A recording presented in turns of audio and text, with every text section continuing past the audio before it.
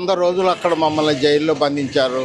ఒక దోపిడీ దొంగలను పట్టుకున్నట్టు, ఒక మర్డర్ కేసు వాళ్ళని పట్టుకున్నట్టు మమ్మల్ని పట్టుకోవటానికి ఒక ప్రత్యేకమైన బృందాన్ని ఏర్పాటు చేసి రాష్ట్ర వ్యాప్తంగా వేటాడు మేమేదో తప్పులు చేసిన వాళ్ళ కింద మమ్మల్ని తీసుకెళ్లి జైల్లో వేసి 100 రోజులు మేము శిక్షణ అనుభవించాం. మేము చేసిన పాపం ఏంటి, అసలు మేము ఎలాంటి నేరం చేయలేదు.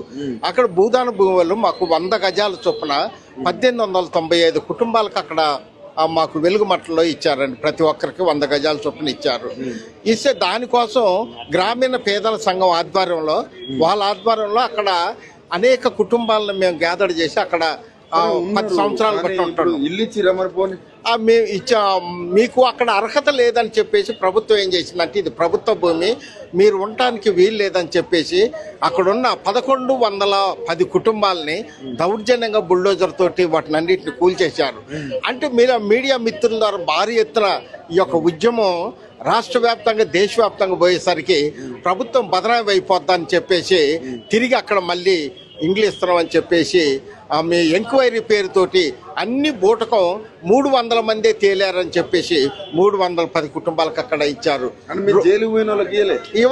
మాకనే కాదు 1895 కుటుంబాలకే అక్కడ ఇవ్వకుండా కేవలం వీళ్ళంతా అనర్హులు, 300 కుటుంబాలే అర్హులు అని చెప్పేసి దాంట్లో మళ్ళీ 100 కుటుంబాల దాకా అక్కడ అసలు సంబంధం లేని కుటుంబాలని సార్ వాళ్ళు పేదవాళ్ళు అయినప్పటికీ వాళ్ళకి వేరే చోట డబుల్ బెడ్రూమ్ కట్టించి ఇచ్చుకోండి, మాకు సంబంధం లేదు.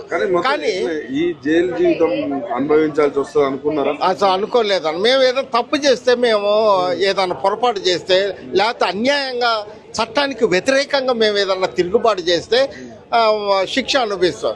ఎలాంటి కుటుంబం పరిస్థితి చాలా దారుణం అన్న, చాలా ఎంత భయంకరం అంటే మేము కుటుంబాన్ని పోషించుకొని రెక్కాడితే డొక్కాడ పేద కుటుంబాలు మా అన్ని.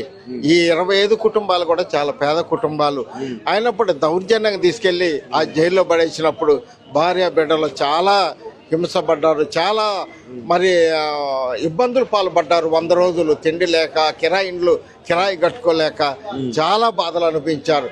కాబట్టి మీ మీడియా మిత్రుల ద్వారా తెలియజేసుకుంటున్నాను. మరి ఎట్లా ఇప్పుడు మరి 100 రోజులు లోపల ఉన్నావు, నీ కుటుంబ పరిస్థితి ఎట్లా ఉండే? నీ పరిస్థితి చాలా దీనస్థితిలో ఉన్నామన్న.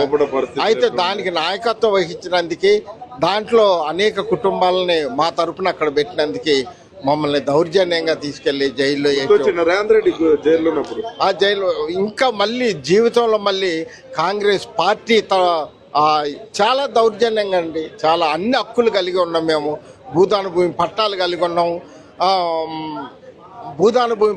కలిగి ఉన్నాం, ప్రభుత్వం నుంచి ఇంటి నెంబర్లు ఇచ్చింది, అన్ని హక్కులు హైకోర్టు నుంచి ఆర్డర్లు ఉన్నప్పుడు అన్ని హక్కులు కలిగి ఉన్నప్పుడు కూడా మమ్మల్ని దొంగల్లాగా చిత్రీకరించి మాకు నాయకత్వానికి లేకుండా తిరిగి మేము మరి అక్కడ జమ చేసి ఉంచిన కుటుంబాలు కూడా అన్నిటికీ ఇవ్వలేదు. కాబట్టి మేము కోరుకునేది ఒకటే, 1895 కుటుంబాలు అందరికీ ప్రతి ఒక్కరికి అక్కడ ఎందుకు కూలగొట్టారు, మళ్ళీ ఎందుకు అందరికి ఇవ్వాలని మేము డిమాండ్ చేస్తున్నాం.